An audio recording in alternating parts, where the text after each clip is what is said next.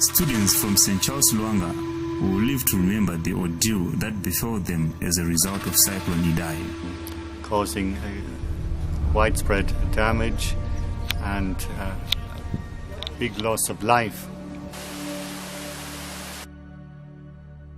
Horrific night of the 15th of March. Unfortunate incident at St. Charles Lwanga Secondary School.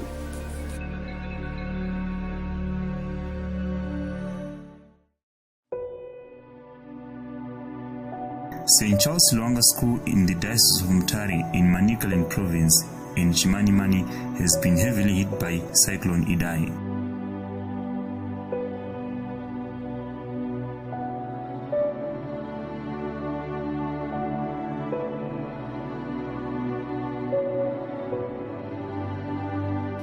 About 10:30 on Friday the 15th of March 2019, as the cyclone was unleashing its power and torrential rain was falling, there was a mudslide here at St. Charles Lwanga Secondary School.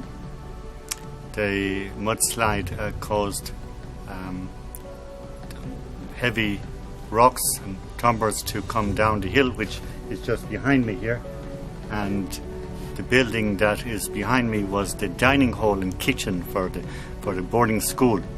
So as you can see, most of the dining hall was completely destroyed, and then because it has so much force, it hit into our hostels.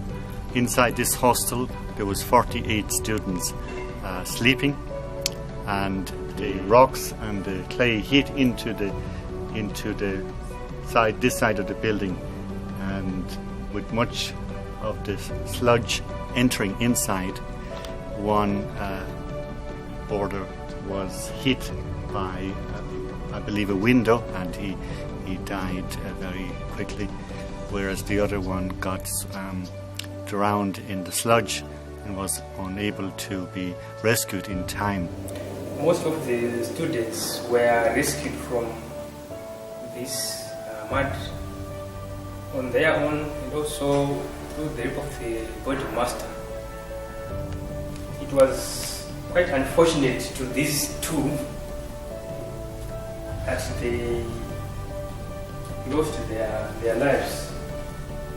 There had been no electricity here at St. Charles for a couple of days previously, so they had to try to rescue the students in the dark.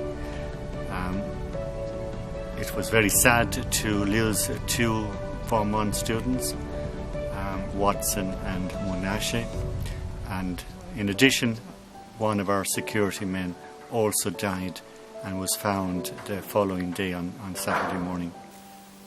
No one was expecting this. The cyclone Idai, it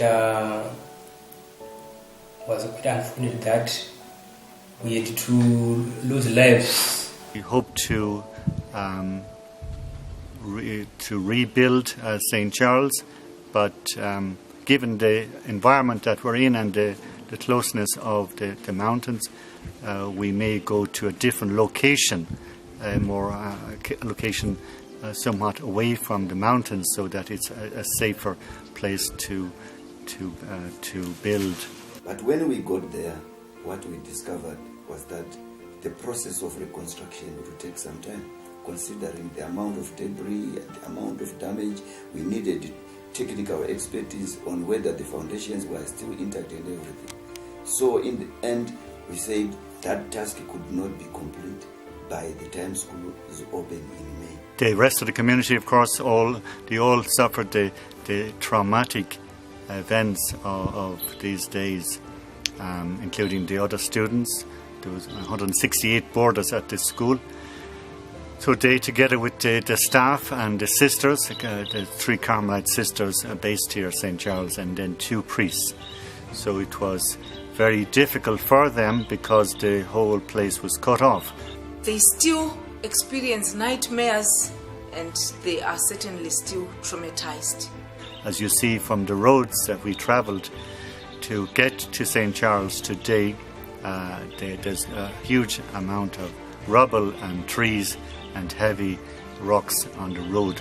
It has been a tiresome 3.5 kilometer walk down from the last accessible point where the command center is down to the mission, crawling up fallen trees, crawling up heaps of rock, and negotiating under or over tree trunks that cut across the road.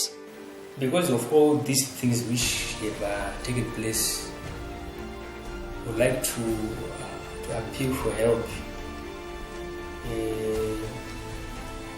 That help that can make the school go on.